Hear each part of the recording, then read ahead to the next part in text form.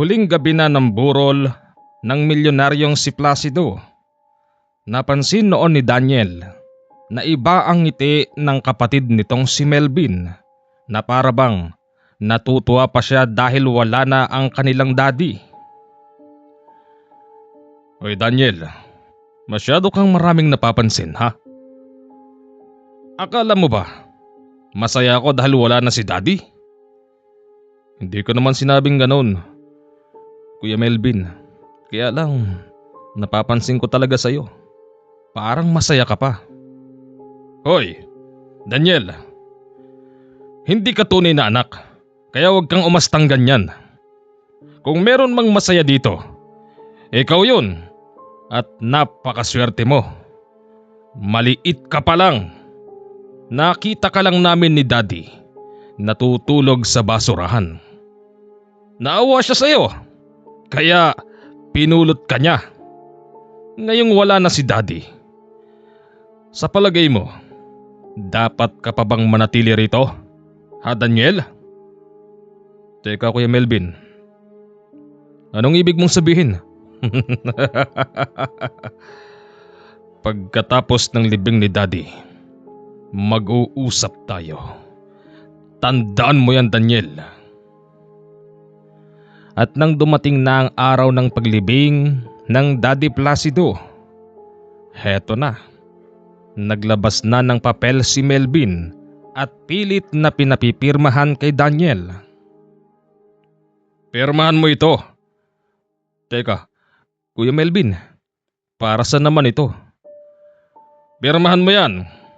Patunay na wala kang habol sa lahat ng ari-arian ni Daddy. Teka lang, ano bang sinasabi mo? Kahit papano may parte rin ako dyan. Huwag makapalang muka, Daniel. Inampun ka na nga eh. Pinag-aaral, binihisan, pinakain sa loob ng mahabang panahon. Tapos, gusto mo pang makiparte ngayon. Kuya Melvin naman, napakaraming ari-arian ni Daddy. Di niyo man lang ba ako mabigyan kahit papaano? Daddy?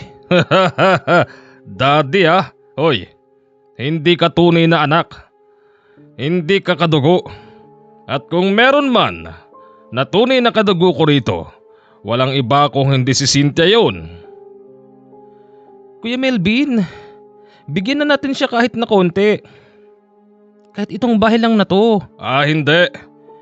At bakit ko to bibigay sa kanya? Pirmahan mo na ito Daniel. Pagkatapos mong pirmahan, umalis ka na. Babasahin ko muna. Huwag mo nang basahin. Pirmahan mo na. Mahirap to. Baka mamaya pirma ako ng pirma.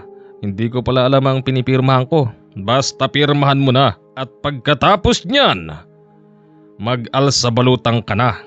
Lumayas ka na, bitbitin mo yung sasakyan mo. Yun man lang ay mapunta para sa'yo. Baka sabihin mo namang masyado kong sakim. Kaya Melvin, magmula noon hanggang ngayon, napakainit ng dugo mo sa akin. Bakit ba? Mainit talaga ang dugo ko sa hindi naming kadugo na nakatira dito sa bahay. Pirmahan mo na. Boss, mukhang matapang eh. Papalag yata eh. Easy ka lang Carlo. Pipirma din yan. Pirma mo na. Hindi. Hindi ko to pipirmahan. Hindi naman yata makatarungan na kayong dalawa lang ni Cynthia ang magkakamal ng yaman ni Daddy. Ako pumapayag ako kahit tong bahay na to sa'yo, pero yung iba, hindi, wala kang karapatan doon. Oh, narinig mo Daniel? Pirmahan mo na ito at lumayas ka na rito. Magpasalamat ka dahil meron ka pang sasakyan. Hindi namin binabawi ang sasakyan mo. Siyempre sa akin nakapangalan yun eh. Boss, matigas talaga boss. Ano boss? Easy ka lang. Pipirma din yan. Napilitan si Daniel na pirmahan ang lahat ng yun. Pagkatapos noon, sabi ni Melvin, kunin na ang mga gamit sa kwarto. Habang nililigpit niya yung mga damit, May pumasok sa isip ni Daniel. Mga 2 taon na siyang nasa pangangalaga noon ng Daddy Placido niya nang isama siya nito sa probinsya ng Samar. Sa lugar na yon, meron itong malawak na lupain. Naalala pa nga noon ni Daniel na yung lupang yon ng kanyang Daddy Placido, hindi raw alam ni Melvin at ni Cynthia. Oo, tama. Tama. Sigurado akong hindi alam yun ni Kuya Melvin at Cynthia. Naalala ko rin yung sabi sa akin noon ni Daddy na balang araw, ito ang mapapasakin. Doon ako ngayon pupunta. Yun lang ang naisip noon ni Daniel. Wala siyang ibang maisip dahil hindi niya alam kung sino ba ang mga magulang niya. Lumaki kasi siya sa bahay ampunan, tapos tumakas at natutulog sa basurahan. Oh, mabuti naman at bitbit mo na lahat ng mga damit mo, Daniel. Ayokong uuwi ka pa rito at wala nang dahilan para gawin mo yun. Wala, kawawa ka naman, Daniel. Saan ka pupunta niyan? Siguro doon sa kabarkada ko, si Abner. Kahit saan ka pa pumunta, wala kaming pakialam. Kunin mo tong konting pera para sa'yo na to. Nako, hindi na. Kunin mo na. Nagmamatas ka pa. Kinuha naman ni Daniel yung pera galing kay Cynthia. At pagkatapos noon, umalis na siya sakay ang isang lumang sasakyan na gawa pa noong 90s. Isa itong old model na Honda Civic SIR or Sir kung tawagin. Habang nasa biyahe noon si Daniel, nilulukuban siya ng kalungkutan kasi hindi niya lubos akalain na balang araw wala siyang pakikinabangan sa ibang napundar nang umampon sa kanya. Magmula sa Maynila, nag-travel siya ng halos 14 oras bago ito nakarating sa probinsya ng Bicol. Naalala niya yung matandang lalaki na siyang naging caretaker ng lupa ng kanyang Daddy Placido. Ito agad ang una niyang hinanap pagdating niya roon. Kaya lang, nagtataka si Daniel. Bakit may mga bahay? Samantalang nung huling manggaling sila roon, 15 years ago na ang nakakalipas. Wala namang bahay at ibinili ng kanyang Daddy Placido na walang sino mang tao ang papayagan na tumira sa lupaing yun. Mang Pablo! Mang Pablo! Tao po. Sinong kailangan mo? Si Mang Pablo ho. Si Pablo? Nandun ang bahay niya. Salamat ho. Gusto na sanang kumprontahin ni Daniel yung matandang unang kumausap sa kanya, pero wala siyang lakas ng loob magtanong dito. Mang Pablo, magandang gabi ho. Sino ka? Si Daniel ho. Anak ho ni Placido. Daniel? Nakalimutan mo na ako? Natatandaan kita, syempre. Anong kailangan mo? Mang Pablo, wala na ho si Daddy. Ano? Kailan pa? Paano nangyari yon? Ang tanong ko, sagutin mo. Bakit may mga nakatirang tao rito? Hindi ba ipinagbilin sa'yo ni Daddy na wala kang patitirahin dito? Hindi ho ba, Mang Pablo? Daniel, iba na ang sitwasyon. Tandaan mo, 15 taon na kayong hindi napapadpad dito. Nang dahil doon, hindi ko na makontrol ang mga tao. Daniel, kung iniisip mong bawiin ang lupain ng daddy mo at paalisin ang mga tao dito Aba, hindi madali yon. Baka mapano ka pa. Mang Pablo naman, bakit din nyo napigilan yung mga tao? Binigyan naman kayo ng karapatan ng daddy para magbantay rito. Magtanim ng gusto nyo at yung aanihin nyo sa inyo. Bakit hinayaan nyo magkaroon ng ibang tao rito? Ngayon gusto ko nang kunin yung lupa. Paano to? Daniel, gabi na. Mas makakabuti kung uuwi ka na lang. Hindi ho, Mang Pablo. Paano tong lupang to? Daniel, gabi na. Tignan mo yung buwan. Umuwi ka na, iho. O kaya mag-check-in ka na lang sa bayan. Bumalik ka bukas. Mag-usap tayo. Mang Pablo, hindi ako pagod. Galing sa Maynila. Gusto ko mag-usap tayo ngayon. Importante na tong pinag-uusapan natin. Bakit, Pablo? Anong problema ng lalaking yan? Ha? Wala naman. Sige na, Daniel. Umalis ka na. Nariyan na sila. Naririnig nila ang pinag-uusapan natin. Ayaw pa sanang umalis ni Daniel pero napilitan siya. Kasi pakawari niya'y kukuyugin siya ng mga tao doon. Nag-check-in ito sa bayan. Habang naroroon siya ng gabing yon, uminom siya ng 2 boteng alak. Habang nakatanaw sa lupain ng kanyang daddy. Laking gulat noon ni Daniel kasi habang nakatanaw siya roon may dumaan na mabilis. Pakawari niya'y isang malaking ibon pero iba ang laki nun. Ano ba namang klaseng lugar to? May ganong palang klaseng ibon dito? O baka naman tamado na lang ako. Nang mahiga na si Daniel, narinig niyang may kumakatok sa bintana.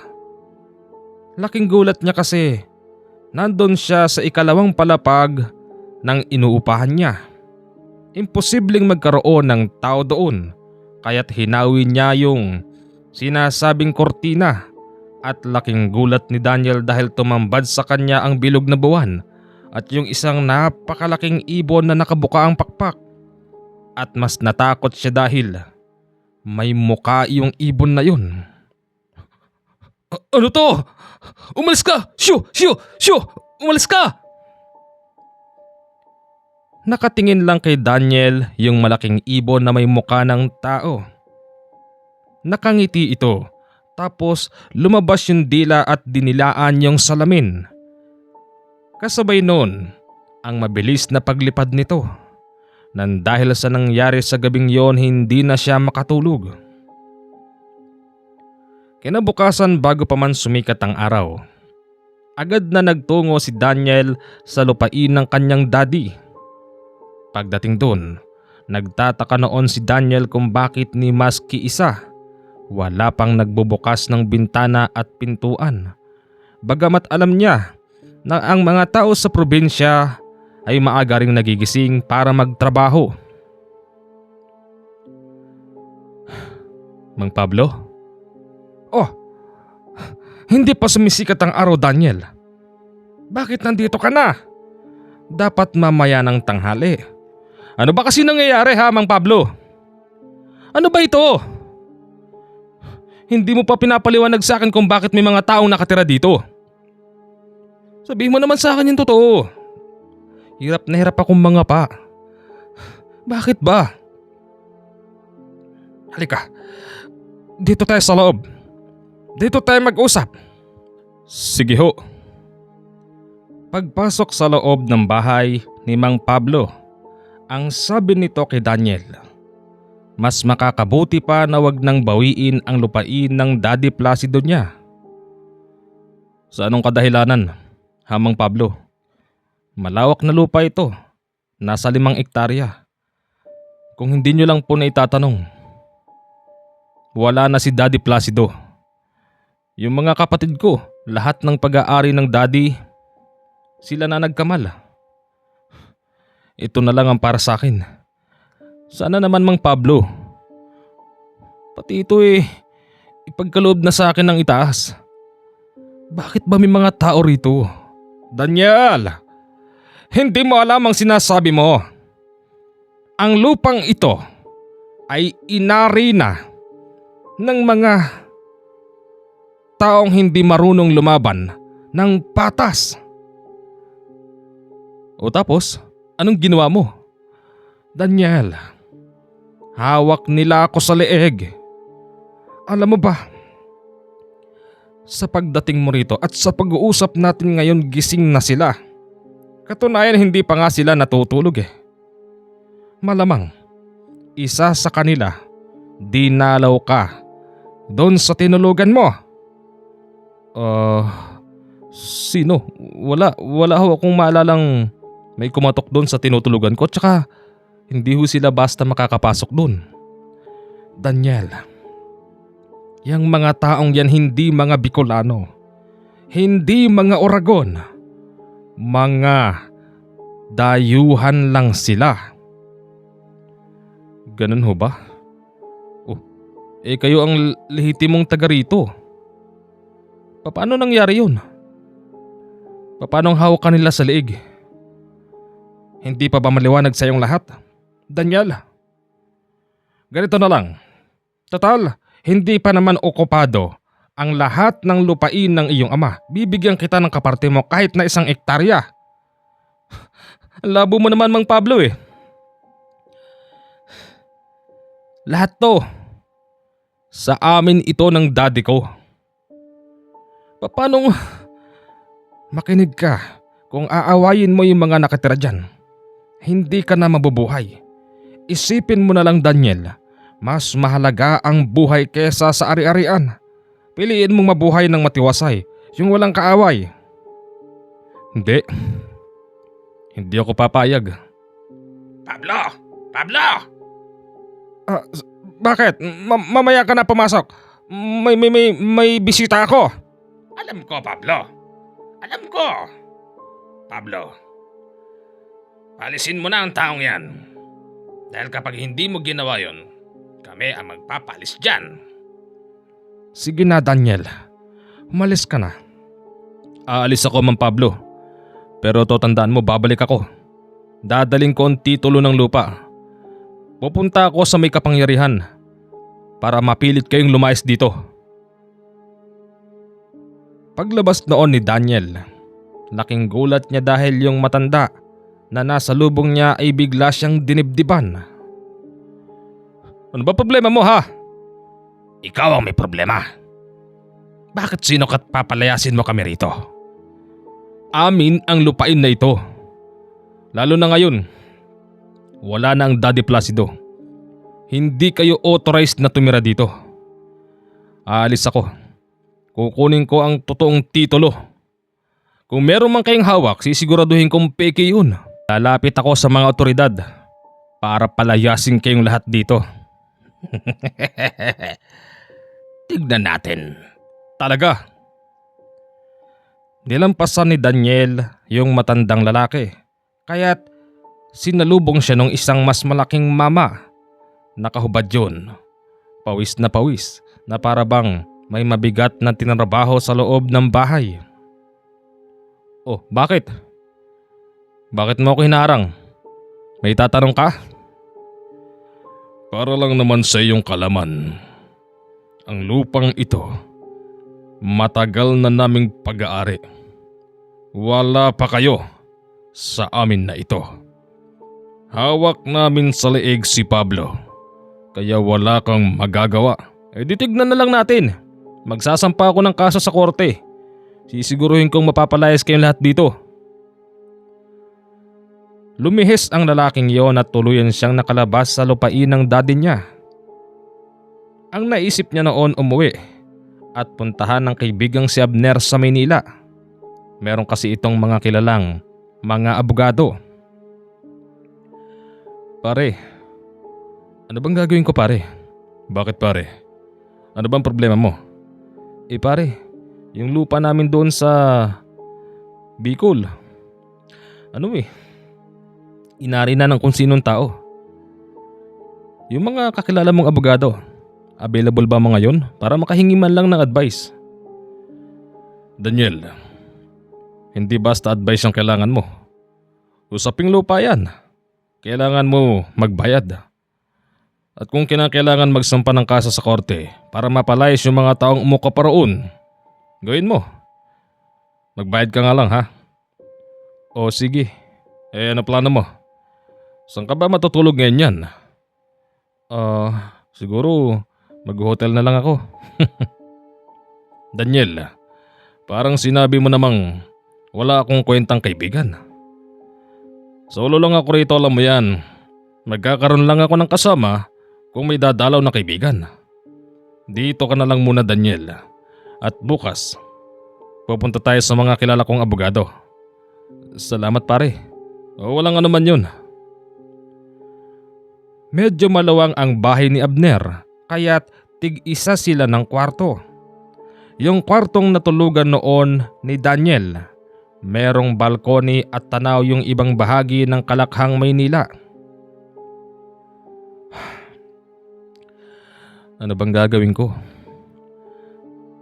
Lagi na lang akong dumadanas ng pagsubok na ganito. Siguro kung alam ko kung saan matatagpuan yung tunay kong magulang, doon na lang ako pupunti.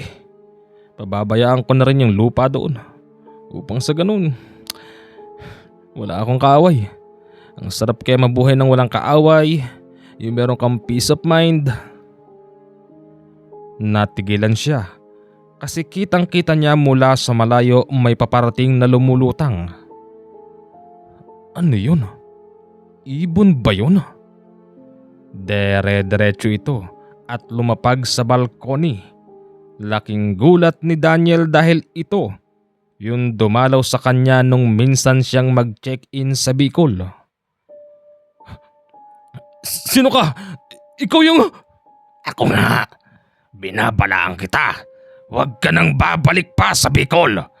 Mamamatay ka. Tandaan mo yan. Kasabay nun ang mabilis na paglipad ng aswang. Pumasok siya sa loob. Laking gulat niya dahil nasa lubong niya si Abner. Bitbit nito ang 45 baril at tinanong siya kung ano yung maingay. Ano yung maingay na yan pare? Ha? Pare, may aswang pare. Ano? Anong aswang? Pare naman eh. Paano magkakaroon ng aswang dito sa Manila? Sa probinsya lang yon pare. O baka naman nasundan ka ng aswang pare. Hindi kaya't isa ito sa umuko pa ng lupa nyo. Siguro nga pare. Pare, tulungan mo ako pare. Ayoko ng ganitong buhay. Huwag kang mag-alala pare.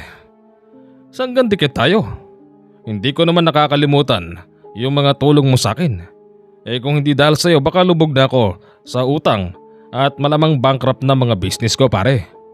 Sabi ko naman kasi sa'yo noon, nung buhay pa yung Daddy Placido mo, magsabi ka na sa kanya na bigyan ka ng pera upang sa gayon makapagtayo ka ng sarili mong negosyo. Hindi ka kasi naniwala sa akin pare. Pare, tama ka nga pare. Pwede bang tabi na lang tayo matulog? Hindi pwede yun. Pare naman parehas tayong lalaki. Babae lang ang tinatabihan ko pare. Oo nga pala. Sige pare. Sa pagtulog ni Daniel bigla siyang nanaginip ng napakasama. Sa kisame raw ng bahay, may gumagapang na aswang. Yung tipong parang Spider-Man na hindi nahuhulog. Kumakapit daw ang buong katawan nito tapos lumalakad sa kisame at nakatingin sa kanya. Ano to? Paano ko napunta dyan? Sinabi ko sa'yo, huwag ka nang babalik doon. Kapag bumalik ka ron, ako mismong tatapos sa'yo. Amin ang lupang yun. Bago pa kayo dumating doon, amin na iyon. Hindi maaari. Yun na lang ang napunta para sa akin. Ganon ha? Tumalon yun sa higaan ni Daniel at bigla siyang sinakal. Hanggang sa ito'y napasigaw na lang at nagising. Nagulat siya dahil hawak-hawak niya ang kanyang kamay at nakasakal sa sarili niyang leeg. Maya-maya pa bumukas ang pintuan at muling pumasok si Abner. "O pare! Ano ba ito? Ano bang nangyayari sa'yo ha?" "Pare, nanaginip ako pare." "Pare, mukhang masyadong napasama yung pagpunta mo dyan sa probinsya na yan. Hanggang panaginip, sinusundan ka ng aswang. Pare, magpatingin ka na sa albularyo pare." "Albularyo? Pare naman hindi totoo mga albularyo." "Pare, kung totoo ang aswang, pues totoo rin ang mga albularyo pare." Ganun ba? Oo, ganun yun. Umaga na pala. Umaga na. 4:30 na. Oras na ng gising, alam mo yan. Oo pare. Kinabukasan nagpunta nga sila sa kilalang abogado ni Abner. Ayon sa mga abogado, kung hawak naman nila ang totoong titulo, may karapatan silang igiit na sa kanila ang lupang yun at walang magagawa ang sino mang umukupa roon. Ganon naman ang ginawa noon ni Daniel at nang tinangka niyang pupunta na siya sa probinsya ng Bicol, napakaraming balakid kasi biglang umulan ng napakalakas nung nandun na siya sa probinsya ng Quezon. Yung tipong zero visibility kaya't halos wala siyang makita sa daan. Nagpasya noon si Daniel na huminto sa gilid, tiyempo na merong bukuhan at may kubo sa gawid doon. Kung hindi ako bababa, sigurado mauubos ang gasolina ko. Wala namang gasolinahan dito. Bumaba si Daniel sa kanyang kotse. Mabilis nagtatakbo sa kubo. Nagulat yung may bahay doon kasi biglang pumasok ang lalaking hindi naman nila kilala. "Oh, bakit bigla-bigla kang pumapasok? Kung undayan kita ng..." Teka lang ho! Wag ho! Hindi ho ako masamang tao! Sino ka? Daniel ho. Napadaan lang po. Patawarin niyo ho ako sa ginawa ko. Manong, naubusan ho kasi ako ng gasolina ang lakas ng ulan. Sa susunod, wag mong ginagawa yan. Ha? Magugulutin akong tao. Pasensya na ho. Ano ba kailangan mo? Makikituloy lang po sana kung pwede. Wala ka na bang gasolina? May diesel ako dyan. Hindi ho. Gasolina po, hindi ho diesel. Parehas din yun. Hindi ho. Masisira ho yung sasakyan ko pagka nilagyan ng diesel. Anong gagawin mo? Makikituloy ka rito? Antayin ko lang pong tumila yung ulan para kahit papano makalayo man lang. Makakita lang ho ako ng hotel sa bayan. Pwede na ho ako ron. Bayan? Iho, malayo ka pa sa bayan. Ho? Oo, malayo. At nasisiguro ko, makarating ka man doon, wala nang gasolinahan. Diesel, pwede na yung diesel dito, yung crudo, yung kulay asyol. Hindi nga ho pwede. Pwede yan. Importante makatakbo lang. Manong naman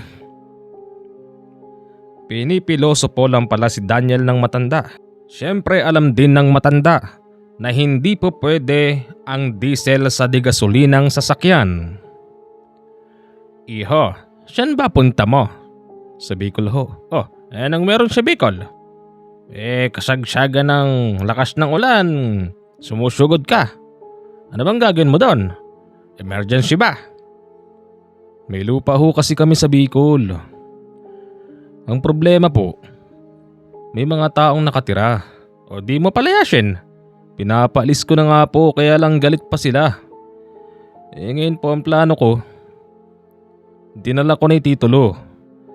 Tapos lalapit ako sa mga otoridad kung matutulungan nila akong palayasin doon yung mga tao na yun. Ganun ba? Mag-iingat ka. Pag usaping lupa, maraming nagpapatayan. Yun na nga po Manong, araw-araw ba umuulan dito? Oo, madalas. Tag-ulan na Siya nga pala. Ako nga pala si Manolito. Daniel po. Daniel. Tama-tama nagluluto ako ng hapunan eh. Baka gusto mong dito muna kumain. Sige ho, pwede naman po. O sige. Napakwento noon si Manong Manolito. Sabi niya, mga 10 taon nang nakalipas nang huling manggaling siya sa Bicol. At kaya naman daw siya doon umalis dahil may mga pambihirang taong nagagalit sa kanya. Pambihirang tao? Ano pong ibig niyong sabihin dun? Pambihirang tao? Kasi kapag gumagawa tayo ng kabutihan, meron at meron ang hindi matutuwa sa atin. Kung di mo lang na itatanong, isa akong albularyo. Albularyo? Bakit? May nakakatawa ba doon? Wala po. Pasensya na po. Sa palagay ko, kailangan mo ito. Ano ho ito? Yan ay magagamit mo para magpaamo ng duwende para sa iyong swerte. Duwende? Teka, ano ho bang laman nito? Candy. Matamis na candy yan. Yan ang kending hindi mo mabibili sa mga tindahan. Kapag nakakita ka ng punsyo, umupo ka doon. Ilabas mo yung candy. Magsalita ka na parang may kausap kahit wala naman. Bahala ka na kung anong pang-aakit ang gagawin mo. Upang siya gayon makaakit ka ng duwending nagbibigay sa iyo ng swerte. Manong, totoo ba talaga yung mga duwende? Totoo mga duwende, maniwala ka sa akin. O siya, tabi mo yun ha? Kakain muna tayo.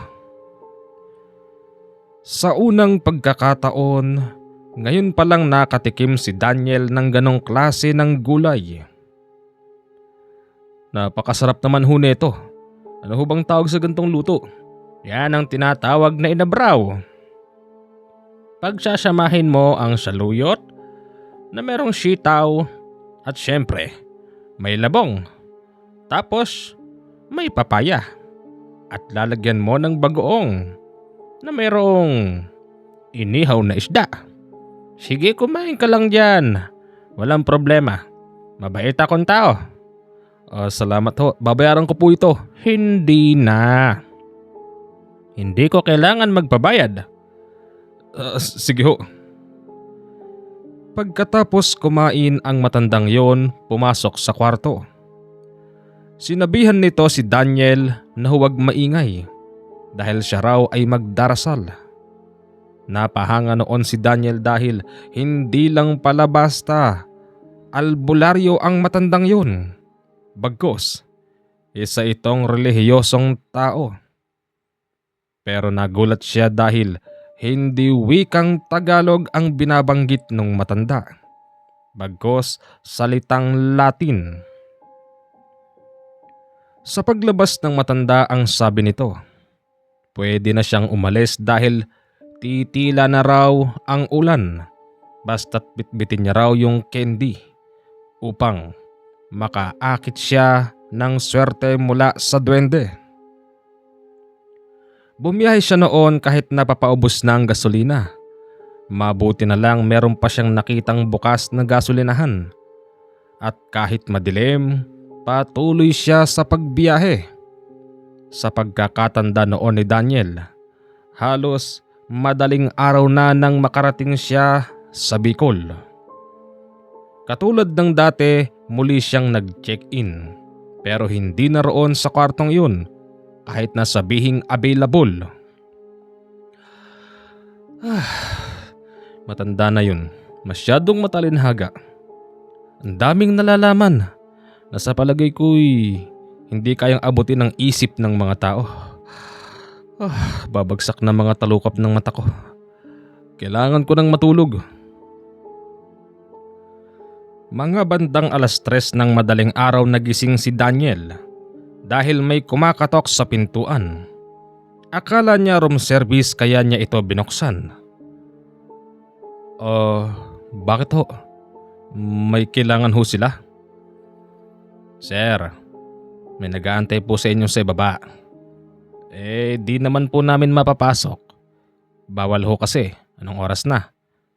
Nakakapagduda. Sino raw ho? Matanda sir eh. Pakitignan nyo nga lang ho. Sige ho, susunod ako. Nagtataka siya. Sino ang nakakakilala sa kanya sa lugar na yun? Pagbaba niya, nakita niya si Mang Pablo. Oh, Mang Pablo? Bakit ho? Daniel, umalis ka na sa lugar na ito. Narinig ko ang pinag-uusapan nila. Hanggang bukas ka na lang dito. Kapag nalaman nilang nandito ka pa sa lugar na ito, diyan mismo sa tinutuluyan mo, dudukutin ka nila, Daniel. Dudukutin ka nila. Mang Pablo, kalimutan mo na yung sinasabi mo. Dala ko na ang mga titulo. Lalapit ako sa mga otoridad. Kung kinakailangan bayaran ko sila para magbigay ng assistant, gagawin ko. Mapalayas lang silang lahat doon. Daniel, makinig ka! Iba itong sitwasyon na to sa sitwasyon mo na yan. Daniel, galit na galit sila sa'yo.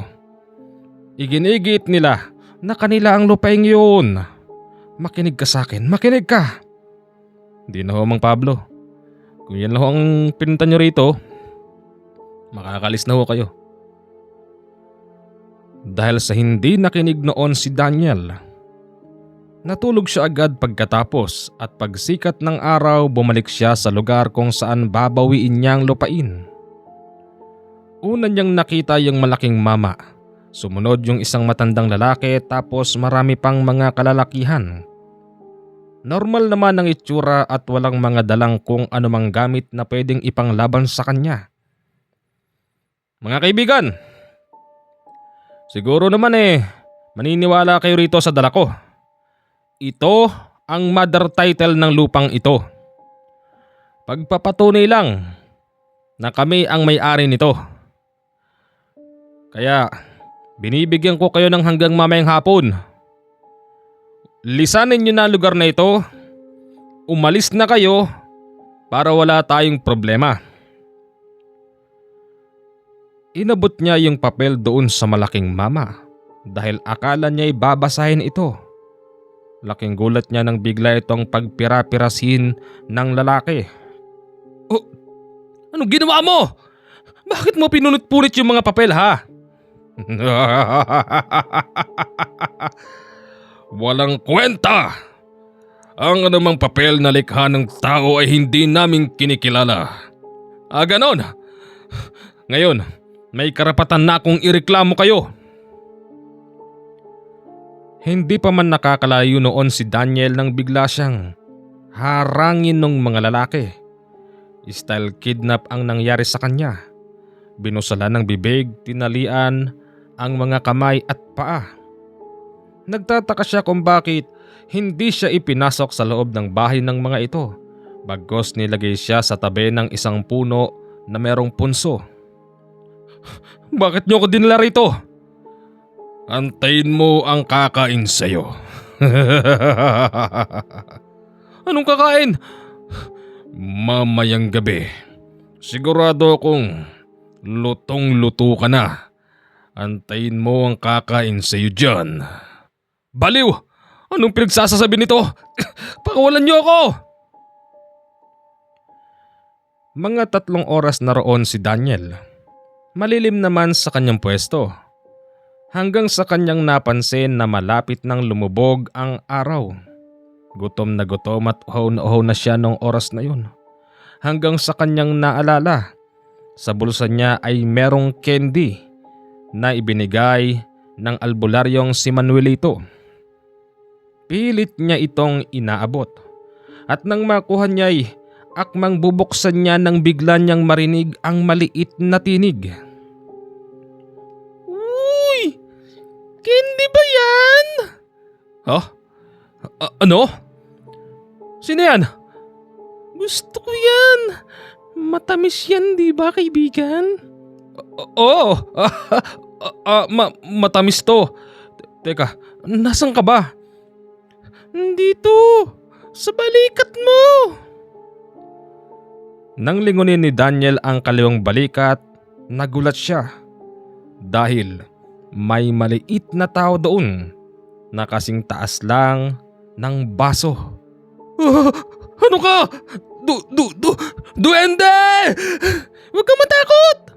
Gusto ko lang yung candy mo. Ha? Umalis ka dyan! Makakagatin mo ako! Hindi ako nangangagat, ano ka ba? Tumalon yun papunta sa kanyang kamay at kinuha yung candy at mabilis na sinubo. Uy, bakit mo naman kinain yung candy ko? Gutom na ako. Tinali ako rito ng mga tao na yun. Gutom na ako eh.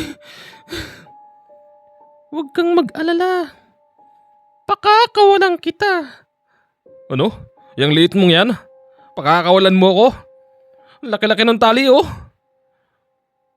Nagulat siya dahil yung tali ay kusang nakalag sa kanyang mga paa at kamay. Sabi-sabi ng duwende na, "Halika rito! Bilisan mo! Darating na yung kakain sa'yo!" Ano? Anong kakain? Yung sinasabi sa'yo ng mga yun! Mga aswang sila rito! Yung mga umuko pa ng lupa niyo, dalian mo! Ha? Saan ako pupunta? Dito! Itinuturo ng duwende yung malaking punso. Hindi siya makapaniwalang doon siya magtatago. Kahit na hindi sigurado si Daniel, pumasok siya sa nasabing punso na hindi niya alam kung merong butas. Hanggang siya'y nagulat. Kasing laki na lang niya yung duwende. O diba sabi ko sa iyo eh, makakapasok ka rito. Basta ibangga mo lang yung katawan mo. Ano to? Bakit kasing laki kita? Sa pamamaraan na to, hindi ka nila makukuha rito. Ayon sa duwende, yung mga nakatira daw doon na umuko pa ng kanilang lupa. Mga aswang daw ito na galing sa iba't ibang probinsya at kaya daw walang magawa noon ang kanyang caretaker na si Mang Pablo dahil ang matandang yon ay isa rin palang aswang. Aswang? Paano naman nangyari yan ha, kaibigan duwende? Sa pagkakaalam ko, mabait naman si Mang Pablo. Hindi niyo siya masyadong kilala. Si Mang Pablo ang puno ng lahat ng mga yan.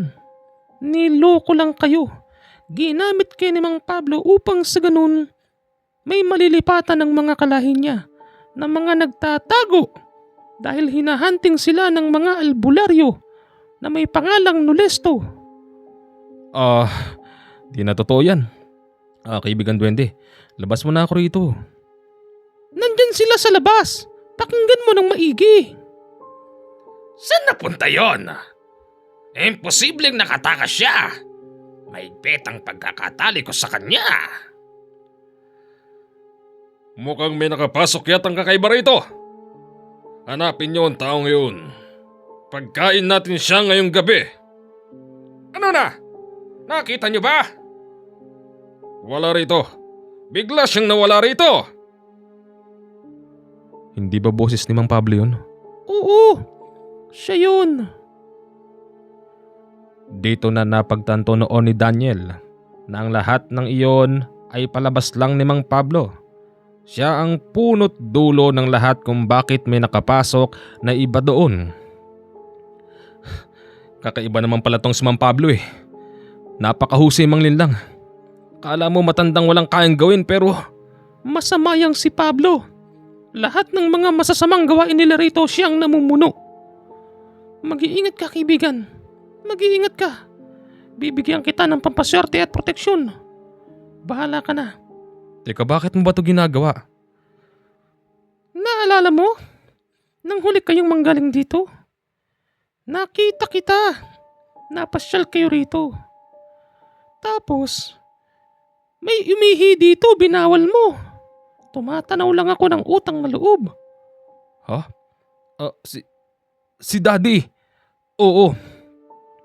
Naalala ko si Daddy. Ganun ba?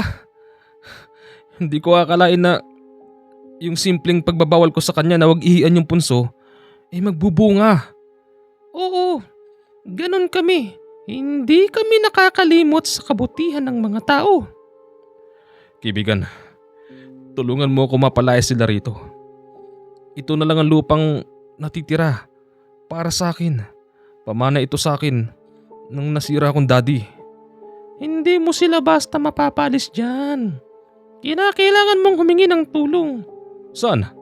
Sa mga otoridad? Hindi. Huwag kang mandamay ng mga tunay na tao. Sa oras na magdala ka dyan ng mga taong di baril, manglalaban ng mga yan. Sigurado ako, hindi sila tatabla ng anumang likha ng mga tao. Saan ako hingi ng tulong? Bumalik ka doon sa matanda sa Quezon, yung nagbigay sa'yo nito. Si Mang Manuelito? Oo, humingi ka sa kanya ng tulong upang paalisin ang mga yan. Sige kaibigan, gagawin ko. Pero huwag ka munang lumabas ngayon. Antayin mong sumikat ang araw. Tumakas ka. Yung sasakyan ko baka makita nila. Hayaan mo na yun. Importante buhay ka. Sige. Bago umalis si Daniel, may ibinigay sa kanya yung duwende. Para saan to? Para sa yan. May swerte yan at may pangproteksyon. Salamat kaibigan. Nang dumating na ang takdang oras, lumabas na nga doon si Daniel. Nang papunta na sana siya sa kanyang sasakyan, nakita niyang naglalakad si Manong Manuelito. Saan ka papunta? Sa'yo. Hindi na kailangan. Sinundan kita. Naku, ito pala yung lupang sinasabi mo. Oo. Problema talaga itong lupang ito. Minsan na ako nadaan dito. Muntik na akong pinatay nung Pablo na yon. Kilala mo si Mang Pablo? Sino ba namang di makakakilala sa kanya? Naniniwala ako, Daniel, na yung Pablo na yon ang siyang pumatay sa iyong ama-amahan. Ano? Anong kinalaman niya roon? Basta, naniniwala ako at kaya niya yung ginawa upang wala ng balakid na may magpapalayas pa sa lupain na ito. Hindi ko maintindihan. Wala namang kaming ginawang masama sa kanya pero bakit kailangan gawin niya mga bagay na yun? Tama siya! Mang Pablo? Ngayon alam mo na ang totoo. Daniel, anong gagawin mo? Lalabang ka sa akin? Ha? Marami kami rito. At lahat kami, hindi tinatablan ng anumang bagay na likha ng tao. At hindi ko akalain na magkakilala na pala kayo ng matandang yan. Pablo, panahon na ang nagtulak upang magkakilala kaming dalawa. Magkakilala kayo? Tumabi ka dyan, Daniel. Tumabi ka. Nag-ikutan yung dalawa. Senyales na maglalaban. Maya-maya pa sabi ni Manong Manuelito, sa kanyang balikat ay may nakatungtong daw na duwende. Nang tignan nga ni Daniel ang kaliwang balikat, may duwende doon. Binubulungan siya nito. Lumaban daw siya sa ibang mga tao roon. Anong gagawin ko? Paano ko sila lalabanan? Yung binigay ko sa'yo. Hawakan mo. Ha? Diyan na sila. Iniikutan na rin si Daniel ng maraming lalaki. Habang yung dalawang matanda, nagpapambuno na. Kung inaakala mong matatakot kami sa'yo dahil may binigay sa'yo ang duwende sa iyong balikat, nagkakamali ka dyan. Nagkakamali ka! Kahit araw na araw, ilalampaso ka namin! Sige nga! Sige nga! May takot man noong kay Daniel pero alam niyang yun lang ang makakatulong sa kanya. Nakipaglaban si Daniel ng kamay sa kamay habang yung duwende ay nasa kanyang balikat. Napapansin niya kada suntok sa kanya ng kalaban, hindi siya nasasaktan. Pero pag siya naman ang bumawi, hindi makalugapay ang kalaban niyang aswang. Magsiksitayo kayo! Hindi tayo pa pwedeng pumayag na basta na lang kukunin ng mananakop ang ating pag-aaring lupain. Mananakop? Ang galing mo, no? Kami may-ari ng lupang yan. Pinunit mo pa nga yung titulo eh. Kami ang may-ari nito. Kaya ang tawag namin sa'yo, mananakop. Yung malaking mama na yun, hinamon si Daniel sa loob ng magubat. Pati yung mga kasama nito pumasok doon. Ang sabi ng duwende, huwag siyang susunod dahil lamang ang mga ito sa lugar kung saan hindi natatanaw ng araw dahil araw na araw ng oras na yun. Hindi ako papasok doon. Oo, huwag kang pumasok. Yung dalawang matanda napunta rin sa lilim at walang tigil sa pagsusuntukan. Napansin noon ni Daniel na sugatan na si Manong Manuelito. Ganon din si Pablo. Napansin din niyang nakatarak ang isang punyal sa dibdib ng kalaban.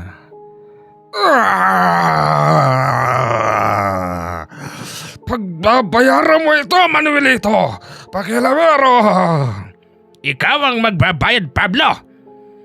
Lisanin niyo na ang lupang ito! Lumayas na kayo! Maawa kayo sa bata! Yeah! Ah! Muli niyang nasaksak sa dibdib si Mang Pablo. Kasabay noon ang paglayo ng matandang Manuelito. Duguan ang matanda na kalaban nito.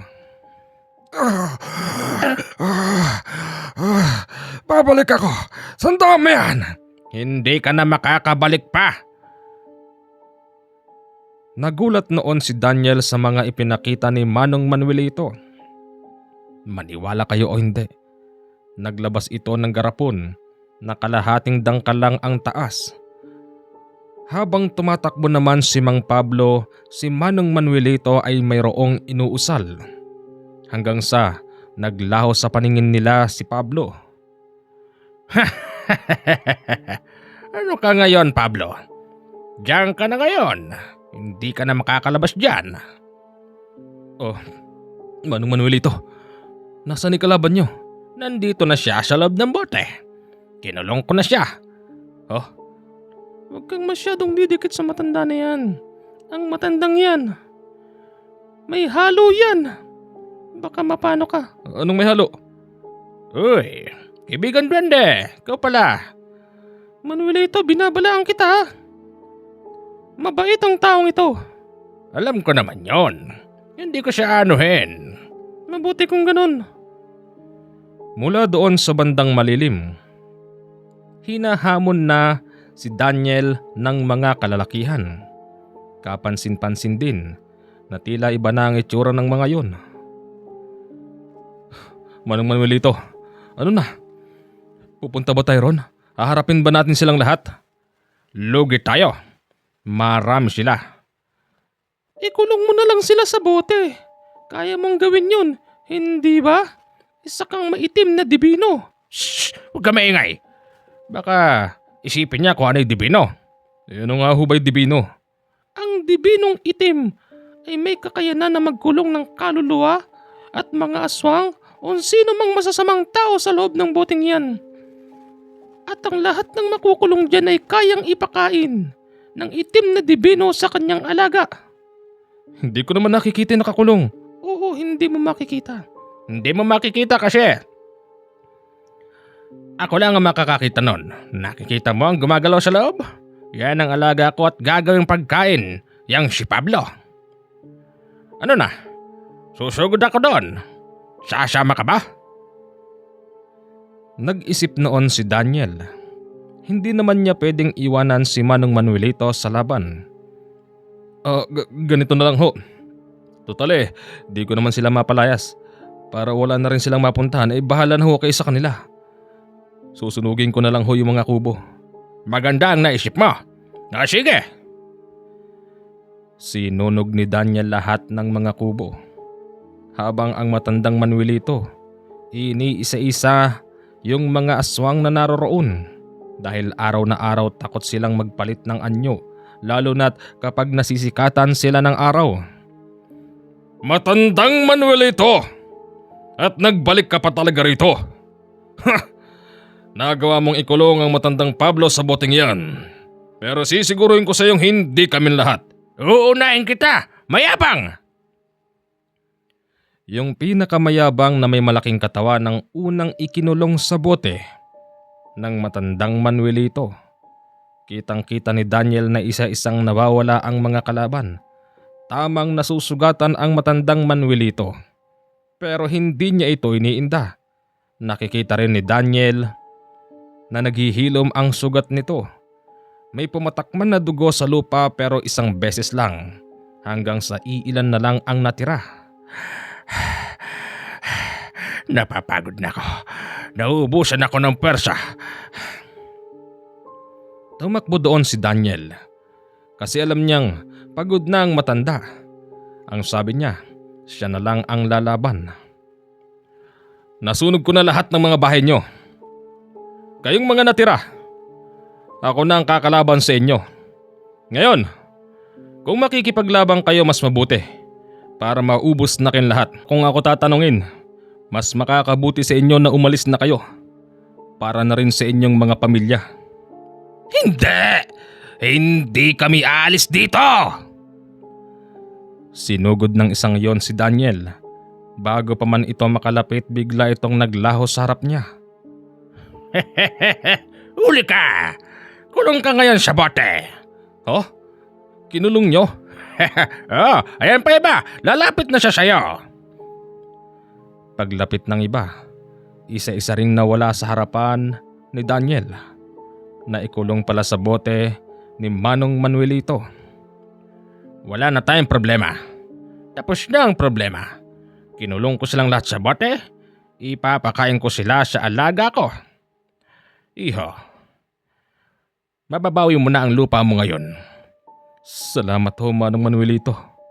Kaibigan Duwende, hanggang ngayon ba? Wala ka pa rin bang tiwala sa akin? Meron naman ng kaunti. Sinabi ko naman sa kanya na balikan ka. Humingi sa'yo ng tulong. Kasi wala naman akong alam na iba na pwede niyang lapitan. Daniel, noong araw na umuulan na nakita mo ako sa aking tahanan sa Quezon. Mabait na ako noon. Nagbago na ako. Kaya, kaibigan Duwende, huwag ka nang matakot dyan. Mabait na ako ngayon. Sabihin na natin mabait ka. Sabihin na natin nagbago ka na. Pero ang nananalaytay sa iyong dugo ay purong kasamaan dahil isa kang itim na dibino. Kung ganon, aalis na ako. Sandali ho. Bago ho kayo umalis, gusto ko ho kayong pasalamatan sa mga naitulong nyo sa akin. Walang anuman. Tungkulin kong lipulin ang mga aswang. Kaibigan Duwende, magbati na kayo. Hindi naman kami magkaaway. Sadyang ayoko lang talaga sa mga taong gumagawa ng masama. Ganun ba? Salamat. Nakarating sa mga tao roon sa gawing ibaba na umalis na yung mga taong nagtayo ng bahay sa hindi nila lupa. Isang kapitan del baryo doon sa natuwa at alam pala nitong yung mga taong umuko pa sa lupa ng kanyang daddy ay mga aswang. Alam mo kaibigan, natutuwa ako sa paglaban mo sa mga aswang na yan. Meron kaming alinlangan dito sa aming baryo na gabi-gabi. Pwede kaming mabawasan ng ilan. Natutuwa kami kasi hindi namin lubos akalain na ang isang lalaking sa Maynila lumaki ang siyang tatapos sa problema namin dito sa mga aswang. Katunayan, nagbalak na rin ako na magsumbong sa mga otoridad kahit na iniisip ko na hindi ako paniniwalaan. Inisip ko na rin isang beses na kami ng mga kababaryo ko ang lulusob dyan sa lugar na yan. Pero hindi na pala kailangan kasi ikaw mismo ang tumapos. Ngayon, hindi na kami mabubuhay pa sa takot. Kap, nabawasan na ba kayo rito? Sinalaki na ba kayo ng mga yan? Oo. Maraming pagtatangka na ang ginawa nilang pag-ubos sa mga tao dito. Ngayon, kung kinakailangan mo ng trabador para sa itatayo mong farm, naririto ang aking mga kababaryo upang sa gayon magkaroon ka ng tauhan at syempre malaking bagay ito sa amin para magkaroon din kami rito ng permis na trabaho. Salamat ho, Kapitan. Walang anuman. Sa sumunod na linggo sinimulan na ang pag-aararo sa lupain na minana ni Daniel. Tinaniman ito ng iba't ibang klase ng gulay. Siyempre, may hawak siyang pampaswerte. Maniwala kayo o hindi dahil sa tag-ulan noon, maraming nasisirang pananim pero bukod tangi yung pananim ni Daniel na parabang hindi man lang dinaanan ng bagyo.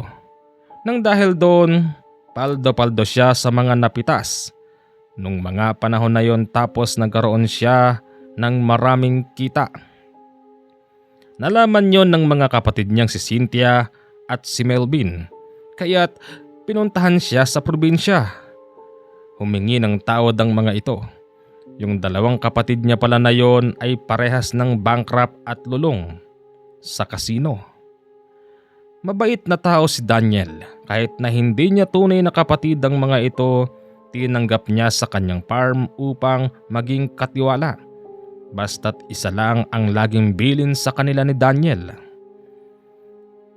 Wag na wag siyang lolokohin dahil anumang oras pwede silang tanggalan ng hanap buhay. Magandang gabi po sa inyong lahat. Hanggang dito na lang ang ating kwento. Ako po ang inyong Midnight Commander JH. Kung gusto niyo po kaming kausapin, WhatsApp and Viber lang po tayo. At siya nga po pala, mayroon akong gustong ipaalam sa inyo. Sa mga susunod nga pala na linggo or sabihin na nating next month, magkakaroon po ako ng t-shirt na merong logo po natin na Midnight CJ at syempre sticker. Okay? Mura lang po yun, yung mga t-shirt po natin, baka gusto nyo umorder. At syempre yung order po nun ay magkakaroon ng free na sticker.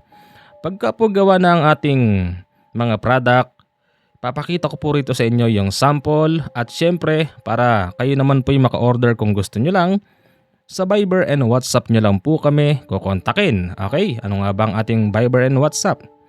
0948-5230-887. Okay. Ang lahat po ng kulay ng ating mga ipapa-order na mga damit ay purong itim lang po na merong dalawang size. Okay. Sana po ay nagkakaintindihan tayo at maraming salamat po sa inyong lahat. Bye-bye!